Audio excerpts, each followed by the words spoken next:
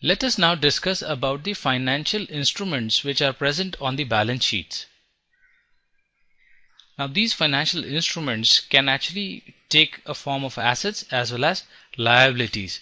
Some of the examples on the asset side could be like stocks, they could be bond investments, or maybe in the form of derivatives. Likewise, you'll find on the liabilities side you may have something like bonds, it can be notes payables, as well as derivatives. So all said and done, when we talk about these assets and liabilities which are related to financial instruments, they can be reported on the balance sheet in different ways. Fair market value, they can be represented on cost or the present value. So it depends on how you have kind of classified your assets and liabilities. There can be different classifications, and on the basis of those classifications you either choose the fair market value or you actually go with the cost or the present value. So we'll now discuss what are the kind of classifications and how you can go about looking at reporting them on the balance sheet. So these financial instruments are basically of three types. The first one is called as held to maturity. So as the name suggests, you intend to keep this instrument till maturities. An example could be a bond, and let's say a bond matures, you bought a bond today and that matures in 2018. So you would not liquidate this bond anywhere between today and 2018. You will basically keep it till 2018 and sell off only after this. Now the second category essentially is the trading securities.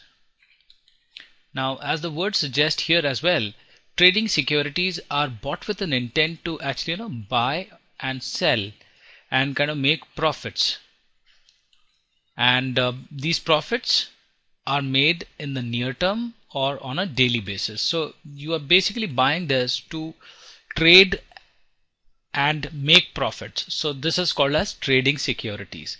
And then there is a third one which actually is in between the held to maturity and the trading securities, called as available for sale. So those entities which cannot be classified as held to maturity or a trading security can be classified as available for sale. So the first feature here is that they are not held till maturity. This is number one. Second feature is they don't trade in near term. So they look for profitable opportunities but not in the near term. So not in near term. So this is how we can define the available for sale category. Now having understood these three classifications, let us now look at their balance sheet as well as income statement impact. So we have this HTM, we have available for sale, and then we have the trading securities. So let's look at what are their associated impacts. On the balance sheet, when it is about held to maturity, it is actually reported at the book value. So book value, or you can probably note here amortized value. We'll discuss this amortized value in detail when we talk about the bond accounting. However, for the time being, you can assume that it is at historical cost or book value. Available for sale securities will be reported on fair value. So what is the latest market value? That the value will come under the available for sale. Likewise, for trading securities, we note that they are reported on the fair value basis.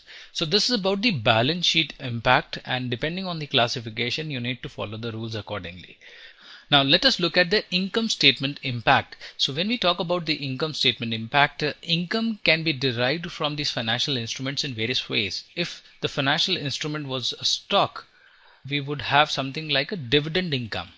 If the company may have bought bonds, the income may be in the format of interest income or the coupon payment that they may receive. Then there could be something like realized gains or losses. What do we understand by realized gains or losses? You buy at 25, sold at 30. So you have done a buy and you have sold at 30, thereby you have realized a gain of $5 here.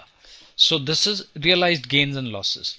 Likewise, there can be unrealized gains and losses. So unrealized gains and losses could actually mean that you have buy at $25, but you have not sold the stock, but the market price is $30. So here the unrealized gain would be $5 because you have not yet sold this stock. So unrealized gains and losses, realized gains and losses, there's a clear difference. Please try and appreciate the main difference between the two, because it may have different impact on the classification. So when we talk about the trading securities, when we talk about the trading securities, all the dividends, interests,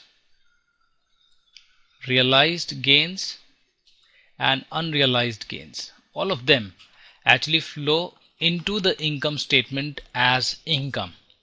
Okay, so dividends, interest, realized and unrealized, all of them actually flow into the income statement as income when it is classified as trading securities.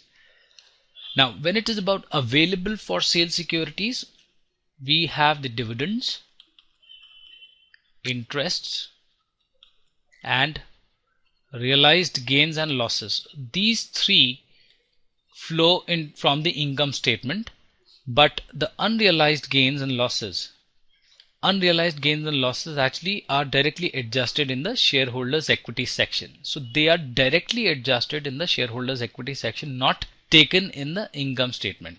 Okay, now when it is about held to maturity, basically you talk about interest and the realized gains on or losses at maturity which you may have undergone. So these actually flow into the income statement. So this is how these classifications are made and the adjustments of the balance sheet and income statement.